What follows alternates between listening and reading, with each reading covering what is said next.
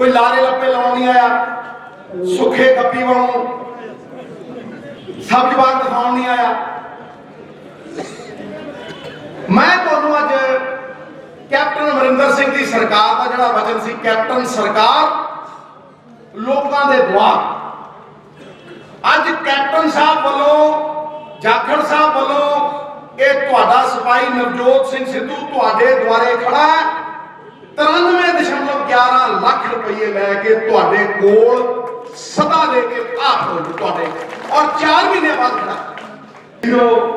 हर थां दे उत्ते इन्हां लोकां पैसे खाते, हर थां दे उत्ते इन्हां पंजाब मारिया, बाबे नानक दी विचारधारा तो परे होके मारिया, खड़े होके मजदा बड़ा राज नहीं सेवा, पहले पहले यार मेरे पत्तों दे हैं, राज नहीं सेवा, 10% सेवा ते 90% मेवा।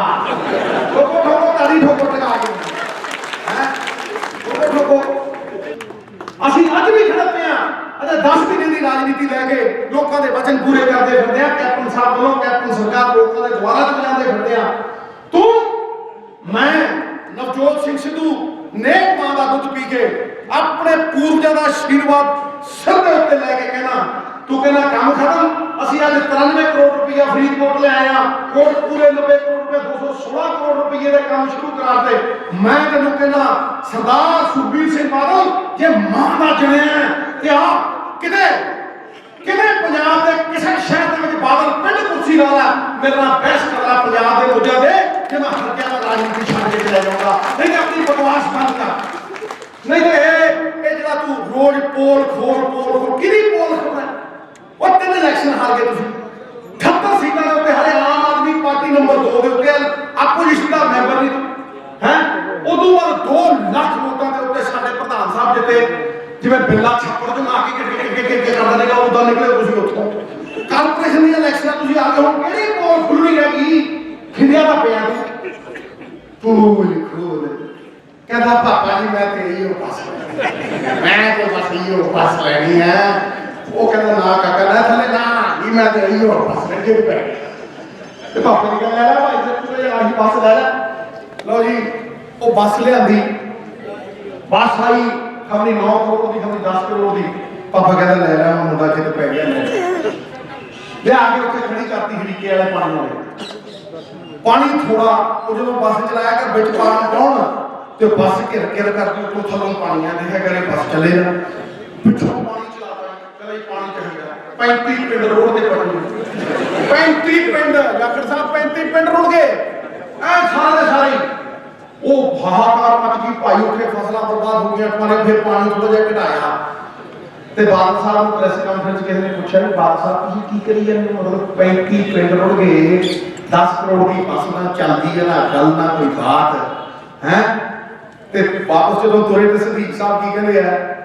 ਕਹਿੰਦਾ ਚੱਲ ਗਿਆ ਤੀਰ ਨਹੀਂ ਤੇ ਟੁੱਕਾ, ਰੋੜ ਕੇ ਹਲਕੇ ਵਾਲੇ ਪਾਣੀਆਂ 'ਚ ਘੋਤਾ, ਕੱਛਾਂ ਪਿਉਂਦੇ ਫਿਰੇ ਸੁੱਖਾ। ਕਹਿੰਦੇ ਆ ਗੱਲ ਤੇ ਬੜੀ ਸਿਆਣੀ ਆ। ਬਾਪੂ ਕਹਿੰਦਾ ਹਜੇ ਤੇ ਮੇਰੇ ਮੁੰਡੇ ਦੀ ਉਮਰ ਹੀ ਨਹੀਂ ਆਈ। ਠੋਕੋ ਠੋਕੋ ਇਹ ਹਾਲ ਆ ਸੁਣਦੇ ਲੱਗੀ ਦਾ ਇਹ ਕੋ ਬਾਰੇ ਯਾਰ ਫੇਰ ਨਹੀਂ ਕਰ। ਅਸੀਂ ਜਿਹੜੇ ਵਾਅਦੇ ਕੀਤੇ ਸੀਗੇ ਕੈਪਟਨ ਸਰਕਾਰ ਲੋਕਾਂ ਦੇ ਦੁਆਰ, ਅੱਜ ਕੈਪਟਨ ਅਮਰਿੰਦਰ ਸਿੰਘ ਨੇ ਇੱਕ ਬਹੁਤ ਵੱਡਾ ਤੋਹਫਾ ਫਰੀਦਕੋਟ, ਕੋਟਕਪੂਰਾ ਤੇ ਜੈਤੋ ਲਈ ਭੇਜਿਆ ਜੀ। ਫਰੀਦਕੋਟ ਕਰੀਬ 23 ਸਾਲ ਹੋ ਗਏ ਨੀਂਹ ਪੱਥਰ ਲੱਗਦੇ ਸੀਵਰੇਜ ਦੇ, ਲਾਰਾ ਲੱਪਾ ਲਾਈ ਰੱਖਦਾ। ਇਹ ਸਰਦਾਰ ਸੁਖਬੀਰ ਸਿੰਘ ਬਾਦਲ ਦਾ ਨਾਂ ਆ। ਦੇਖ ਲਓ ਤੁਹਾਡੇ ਕੋਲ ਸਾਰੀ ਮੈਂ ਡਿਟੇਲ ਦੇ ਰਿਹਾ। ਅੱਜ ਅਸੀਂ ਧੂਪ ਬੱਤੀ ਕਰਕੇ ਆਏ ਆ, ਆਹ ਵੇਖ ਲਓ ਤੁਸੀਂ ਇਹ ਕਿੰਨੇ ਕੁ ਇਹਨੇ ਜਿਹੜੇ ਉਦਘਾਟਨ ਕੀਤੇ ਆ। ਔਰ ਇਹਦੀ ਆਦਤ ਹੈ ਕਿ ਜਦੋਂ ਇਲੈਕਸ਼ਨ ਆਉਂਦਾ ਨਾ ਉਦਘਾਟਨਾਂ ਨੂੰ ਲੱਗ ਜਾਂਦਾ। ਮੈਂ ਕਹਿੰਦਾ ਇੰਨੇ ਕੁ ਉਦਘਾਟਨ ਕਰਤੇ ਕਿ ਲੋਕ ਆਪਣੇ 500-700 ਘਰ ਪਾ ਸਕਦੇ ਆ ਉਹਨਾਂ ਇਕੱਲੇ ਪੱਥਰਾਂ ਦੇ ਨਾਲ ਹੀ। ਸਾਡੀ ਸਰਕਾਰ ਦੀ ਇਹ ਪਾਲਿਸੀ ਹੈ ਨਹੀਂ। ਸਾਡੀ ਸਰਕਾਰ ਦਾ ਕੈਪਟਨ ਸਾਹਿਬ ਦਾ ਨਿਰਦੇਸ਼ ਇਹ ਹੈ ਕਿ ਕਿਸੇ ਦਾ ਨਾਂ ਨਹੀਂ ਹੋਣਾ ਸਿੱਲੀ ਤੇ ਜੇ ਕੋਈ ਸਿੱਲੀ ਲੱਗੂਗੀ ਵੀ ਤੇ ਉੱਥੇ ਸਿਰਫ ਇੰਨਾ ਹੀ ਲਿਖਿਆ ਜਾਊਗਾ ਕਿ ਪੰਜਾਬ ਦੇ ਲੋਕਾਂ ਨੂੰ ਸਮਰਪਿਤ ਇਹ ਕਾਜ। ਤੇ ਮੈਂ ਅੱਜ ਮੈਨੂੰ ਕਿੱਕੀ ਭਾ ਨੇ ਕਿਹਾ ਸੀਗਾ ਕਿ ਇਹ ਸਭ ਤੋਂ ਵੱਡਾ ਜਿਹੜਾ ਪ੍ਰੋਬਲਮ ਹੈ ਫਰੀਦਕੋਟ ਦਾ ਔਰ ਲਾਗੇ ਲਾਉਣੇ ਦੇ ਏਰੀਆ ਦਾ ਉਹ ਇਹੀ ਹੈ ਕਿ ਇੱਥੇ ਵਾਅਦਾ ਖਿਲਾਫੀ ਬੜੀ ਹੋਈ ਹੈ, ਵਿਸ਼ਵਾਸ ਬੜਾ ਟੁੱਟਿਆ ਹੈ ਔਰ ਲੋਕਾਂ ਨੂੰ ਹੁਣ ਇਹ ਵਿਸ਼ਵਾਸ ਹੀ ਨਹੀਂ ਵੀ ਇਹ ਕੰਮ ਸ਼ੁਰੂ ਹੋ ਜਾਣਗੇ। ਤੇ ਮੈਂ ਇੱਥੇ 3-4 ਮਹੀਨੇ ਪਹਿਲਾਂ ਬਾਬਾ ਫਰੀਦ ਦੀ ਦਰਗਾਹ ਦੇ ਉੱਤੇ ਆਇਆ ਸੀਗਾ ਜਿਹੜਾ ਓਨੈਸਟੀ ਅਵਾਰਡ ਲੈਣ, ਤੇ ਮੈਂ ਕਹਿ ਕੇ ਗਿਆ ਸੀਗਾ ਕਿ 1 ਸਾਲ ਦੇ ਵਿੱਚ ਇਹਦਾ ਹੱਲ ਕਰਕੇ ਦੇਵਾਂਗੇ। ਤੇ ਅੱਜ ਮੈਨੂੰ ਬੜੀ ਖੁਸ਼ੀ ਹੈ ਕਿ ਕੈਪਟਨ ਸਾਹਿਬ ਵੱਲੋਂ, ਜਾਖੜ ਸਾਹਿਬ ਸਾਡੇ ਪ੍ਰਧਾਨ ਵੱਲੋਂ ਫਰੀਦਕੋਟ ਨੂੰ ਇੱਕ ਨਾਯਾਬ ਤੋਹਫਾ 93.11 ਕਰੋੜ ਰੁਪਈਆ ਸੀਵਰੇਜ ਦੇ ਕੰਮਾਂ ਦੇ ਲਈ ਅਸੀਂ ਅਲਾਟ ਕੀਤਾ। 6 ਜਾਂ 7 ਕਰੋੜ ਰੁਪਈਆ ਪਹਿਲਾਂ ਲੱਗਿਆ ਸੀ ਔਰ ਹੁਣ ਅਸੀਂ 93.11, ਹਾਲਾਂਕਿ ਐਸਟੀਮੇਟ 90 ਤੋਂ ਘੱਟ ਹੈ ਲੇਕਿਨ ਅਸੀਂ 93.11 ਕਰੋੜ ਰੁਪਈਆ ਅਲਾਟ ਕੀਤਾ। ਕੋਟਕਪੂਰੇ ਨੂੰ 87 ਕਰੋੜ 91 ਲੱਖ ਰੁਪਈਆ ਅਲਾਟ, ਤੇ ਜੈਤੋ ਨੂੰ 35 ਕਰੋੜ 65 ਲੱਖ ਰੁਪਈਆ ਅਲਾਟ। ਟੋਟਲ ਫਰੀਦਕੋਟ ਡਿਸਟ੍ਰਿਕਟ ਦੇ ਲਈ 216.67 ਕਰੋੜ ਰੁਪਈਆ ਅਸੀਂ ਅੱਜ ਦੇ ਕੇ ਚੱਲੇ ਆ। ਵਿਦਨ ਦੀ ਨੈਕਸਟ 15 ਡੇਜ਼ ਇਹ ਪੈਸੇ ਆ ਜਾਣਗੇ ਔਰ ਇਹ ਕੰਮ ਸ਼ੁਰੂ ਹੋ ਜਾਊਗਾ। ਸਭ ਪਾਸਿਓਂ ਮਨਜ਼ੂਰੀ ਹੋਗੀ, PIDB ਦਾ ਲੋਨ ਹੈ ਉੱਥੋਂ ਵੀ ਮਨਜ਼ੂਰੀ ਹੋਗੀ, CM ਸਾਹਿਬ ਨੇ ਮਨਜ਼ੂਰੀ ਕਰ ਦਿੱਤੀ। ਬਸ ਇੱਕ ਲਾਸਟ ਬੋਰਡ ਦੀ ਮੀਟਿੰਗ ਹੈ, ਉਹ ਫਾਰਮੈਲਿਟੀ ਹੁੰਦੀ ਹੈ ਹੁਡਕੋ ਦੀ। 121 ਸ਼ਹਿਰਾਂ ਦੇ ਲਈ 1540 ਕਰੋੜ ਰੁਪਏ ਅਸੀਂ ਰਿਲੀਜ਼ ਕੀਤੇ ਹੈ, ਜਿਹਦੇ ਤਹਿਤ ਇਹ ਤਿੰਨੇ ਸ਼ਹਿਰਾਂ ਨੂੰ ਅੱਜ ਇੰਨੇ ਪੈਸੇ ਅਲਾਟ ਹੋਏ ਆ। 25 ਸਾਲਾਂ 'ਚ ਕਿੰਨੇ ਕੁ ਉਦਘਾਟਨ ਹੋਏ, ਲੋਕਾਂ ਨੂੰ ਵਿਸ਼ਵਾਸ ਮੁੱਕਿਆ। ਇਸ ਕਰਕੇ ਮੈਂ ਅੱਜ ਇੰਨੀ ਗੱਲ ਤੁਹਾਡੇ ਨਾਲ ਕਰਕੇ ਚੱਲਿਆ ਕਿ ਅਗਲੇ 2 ਸਾਲਾਂ ਦੇ ਅੰਦਰ ਅੰਦਰ ਮੈਨੂੰ ਤਾਂ ਲੱਗਦਾ ਹੈ ਲੋਕ ਸਭਾ ਦੀ ਇਲੈਕਸ਼ਨ ਤੋਂ ਪਹਿਲਾਂ ਪਹਿਲਾਂ ਅਸੀਂ ਇਹ ਕੰਮ ਖਤਮ ਕਰਾ ਦੇਵਾਂਗੇ। ਕਿਸੇ ਦੀ ਕਾਬਲੀਅਤ ਨੂੰ ਆਂਕਣਾ ਹੋਵੇ, ਕਿਸੇ ਦੀ ਕਾਬਲੀਅਤ ਨੂੰ ਆਂਕਣਾ ਹੋਵੇ ਤੇ ਕਾਬਲੀਅਤ ਆਂਕੀ ਜਾਂਦੀ ਹੈ ਵੀ ਉਹਨੇ ਕੰਮ ਖਤਮ ਕਿੱਦਾਂ ਕੀਤਾ। ਯੂ ਰੇਟ ਐਬਿਲਿਟੀ ਇਨ ਮੈਨ ਬਾਈ ਵਾਟ ਦੇ ਫਿਨਿਸ਼, ਨਾਟ ਬਾਈ ਵਾਟ ਦੇ ਅਟੈਂਪਟ। ਇਸ ਕਰਕੇ ਅਸੀਂ ਇਸ ਗੱਲ ਦੇ ਉੱਤੇ ਪੂਰੀ ਤਰ੍ਹਾਂ ਲਾਮਬੰਦ ਹਾਂ, ਵਚਨਬੱਧ ਹਾਂ ਕਿ ਜੋ ਅਸੀਂ ਕਿਹਾ ਉਹ ਅਸੀਂ ਪੂਰੀ ਤਰ੍ਹਾਂ ਕਰਾਂਗੇ। ਅਸੀਂ ਆਪਣੇ ਲੀਡਰ ਦੇ ਮਗਰ ਖੜੇ ਹਾਂ ਤੇ ਜੇ ਕੈਪਟਨ ਸਾਹਿਬ ਨੇ ਸਵਾਗਤ ਕੀਤਾ ਹੈ, ਸਾਰਿਆਂ ਵੱਲੋਂ ਹੀ ਸਵਾਗਤ ਹੈ। ਉਹ ਸਮਝ ਲਓ, ਮੇਰੀ ਗੱਲ ਨੂੰ ਸਮਝ ਲਓ। ਪਹਿਲਾਂ ਮੈਂ ਪੂਰੇ ਜਵਾਬ ਕਰ ਲੈਂਦੇ। ਐਕਸਟਰਨਲ ਅਫੇਅਰਸ ਮਿਨਿਸਟਰੀ ਵੱਲੋਂ ਇੱਕ ਪ੍ਰੋਗਰਾਮ ਬਣ ਕੇ ਆਉਂਦਾ, ਅਸੀਂ ਉਸ ਪ੍ਰੋਗਰਾਮ ਦਾ ਪੂਰੀ ਤਰ੍ਹਾਂ ਸਨਮਾਨ ਕਰਾਂਗੇ। ਜੋ ਐਕਸਟਰਨਲ ਅਫੇਅਰਸ ਮਿਨਿਸਟਰੀ ਪ੍ਰੋਗਰਾਮ ਬਣਾ ਕੇ ਦੇਊਗੀ ਅਸੀਂ ਉਹਦੇ 'ਤੇ ਫੁੱਲ ਚਾੜਾਂਗੇ। ਇਸ ਤੋਂ ਵੱਧ ਨਹੀਂ, ਇਸ ਤੋਂ ਘੱਟ ਨਹੀਂ। ਸਰ ਤੁਸੀਂ ਪਹੁੰਚੋਗੇ ਉੱਥੇ? ਮੇਰੀ ਗੱਲ ਸੁਣੋ, ਜੇ ਮੈਨੂੰ ਇਹ ਕਿਹਾ ਜਾਊਗਾ ਕਿ ਕੋਈ ਮਿਨਿਸਟਰ ਇਨ ਵੇਟਿੰਗ ਉਹਨਾਂ ਦਾ ਸਵਾਗਤ ਕਰੂਗਾ ਤੇ ਮੈਂ ਕਿਉਂ ਨਹੀਂ ਜਾਊਂਗਾ ਭਾਈ, ਬਿਲਕੁਲ ਜਾਵਾਂਗੇ। ਜੇਕਰ ਤੁਸੀਂ ਉੱਥੇ ਜਾਂਦੇ ਆ, ਖਾਲਿਸਤਾਨ ਦਾ ਮੁੱਦਾ ਜਿਹੜਾ ਕਾਫੀ ਚੱਲਿਆ ਯਾਰ, ਇੱਕ ਮੇਰੀ ਗੱਲ ਨੂੰ ਸੁਣੋ, ਮੇਰੀ ਗੱਲ ਨੂੰ ਸੁਣੋ ਯਾਰ। ਮੈਂ ਨਾ ਇਹ ਇੱਕ ਸ਼ਬਦ ਨੂੰ ਨਾ ਬਿਲਕੁਲ ਮੰਨਦਾ ਹੀ ਨਹੀਂ। ਜੇ ਅਗਰ ਮਗਰ ਜੇ ਮੇਰੀ ਚਾਚੀ ਦੇ ਮੁੱਛਾਂ ਹੁੰਦੀਆਂ ਮੈਂ ਉਹਨੂੰ ਚਾਚਾ ਨਾ ਕਹਿੰਦਾ ਮਿੱਤਰਾ।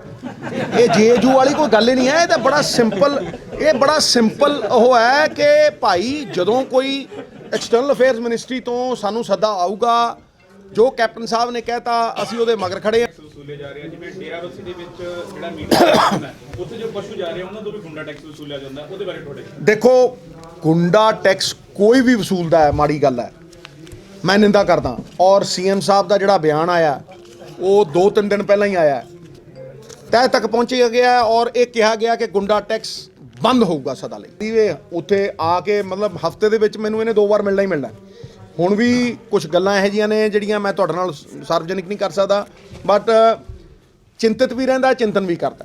ਇਸ ਕਰਕੇ ਮੈਂ ਸਾਡੇ MLA ਸਾਹਿਬ ਦੀ ਬਹੁਤ ਤੁਸੀਂ ਭੜਭਾਗੀ ਹੋ ਕਿ ਤੁਹਾਡੇ ਕੋਲ ਇੱਕ ਇਹੋ ਜਿਹਾ ਨੁਮਾਇੰਦਾ ਹੈ ਜਿਹੜਾ ਤੁਹਾਡੀ ਨਾ ਸਿਰਫ ਆਵਾਜ਼ ਚੁੱਕਦਾ ਹੈ ਬਲਕਿ ਤੁਹਾਡੀ ਜਿਹੜੀ ਗੱਲ ਹੈ ਉਹ ਦਮ ਨਾਲ ਰੱਖਦਾ। ਸਿੱਧੂ ਸਾਹਿਬ ਇੱਕ ਕੱਚੇ ਮੁਲਾਜ਼ਮਾਂ ਦਾ ਮੁੱਦਾ ਸੀ, ਉਹਨਾਂ ਨੇ ਇੱਕ ਯੋਜਨਾ ਚਲਾਈ ਹੋਈ ਹੈ ਕਿ ਮੁੱਖ ਮੰਤਰੀ ਮਿਲਾਓ ਇਨਾਮ ਪਾਓ ਯੋਜਨਾ। ਸਰ ਉਹਦੇ ਬਾਰੇ ਤੁਹਾਡਾ ਕੀ ਕਹਿਣਾ ਹੈ ਕਿ ਉਹਨਾਂ ਦਾ ਕਹਿਣਾ ਹੈ ਕਿ ਸਾਨੂੰ ਮੁੱਖ ਮੰਤਰੀ ਸਾਹਿਬ ਜਾਂ ਜਾਖੜ ਸਾਹਿਬ ਤੇ ਵੀ ਉਹਨਾਂ ਨੇ ਦੇਖੋ, ਅਸੀਂ ਇੱਕ ਗੱਲ ਪਹਿਲਾਂ ਹੀ ਕਹੀ ਹੋਈ ਹੈ ਔਰ ਉਹਦੇ ਤੇ ਫੁੱਲ ਵੀ ਅਸੀਂ ਚਾੜਨੇ ਆ ਕਿ ਰੁਜ਼ਗਾਰ ਮੈਕਸਿਮਮ ਦੇਣਾ। ਸੋ ਅਗਰ ਅਸੀਂ ਕਿਸੇ ਕੱਚੇ ਮੁਲਾਜ਼ਮ ਨੂੰ ਪੱਕਾ ਕਰਨ ਦੀ ਸਾਮਰਥ ਦੇ ਵਿੱਚ ਹੋਵਾਂਗੇ ਤੇ ਸਾਡੀ ਪਹਿਲ ਹੋਊਗੀ ਕਿ ਅਸੀਂ ਪਹਿਲ ਦੇ ਆਧਾਰ ਦੇ ਉੱਤੇ ਇਹਨੂੰ ਨੇਪਰੇ ਚਾੜਾਂਗੇ। ਅਸੀਂ ਕਿਸੇ ਵੀ ਗੱਲ ਤੋਂ ਪਿੱਛੇ ਨਹੀਂ ਹਟਣਾ ਚਾਹੁੰਦੇ, ਲੇਕਿਨ ਵਿਰਸੇ ਦੇ ਵਿੱਚ ਅਕਾਲੀਆਂ ਨੇ ਸਾਨੂੰ ਕੀ ਦਿੱਤਾ ਉਹ ਤੁਸੀਂ ਉਸ ਤੋਂ ਭਲੀ ਭਾਂਤੀ ਜਾਣੂ ਹੋ। ਮੰਦਭਾਗੀ ਹੈ, 50 ਗੈਂਗਾਂ, 500 ਗੈਂਗਸਟਰ, 3 ਲੱਖ ਕਰੋੜ ਰੁਪਏ ਦਾ ਕਰਜ਼ਾ, ਲੇਕਿਨ ਅਸੀਂ ਫਿਰ ਵੀ ਉਹਨਾਂ ਦੀਆਂ ਕਮਜ਼ੋਰੀਆਂ ਨੂੰ ਤਾਕਤ 'ਚ ਤਬਦੀਲ ਕਰ ਰਹੇ ਹਾਂ। ਰਾਹ ਦੀ ਕੋਈ ਵਾਧਾ ਉਹਨੂੰ ਸਫਲਤਾ ਦੀ ਸੀੜੀ ਬਣਾ ਰਹੇ ਹਾਂ ਔਰ ਅਸੀਂ ਅੱਗੇ ਵਧ ਰਹੇ ਹਾਂ ਸਕਾਰਾਤਮਕ ਤਰੀਕੇ ਦੇ ਨਾਲ। ਮੈਂ ਹੁਣ ਚਾਹੂੰਗਾ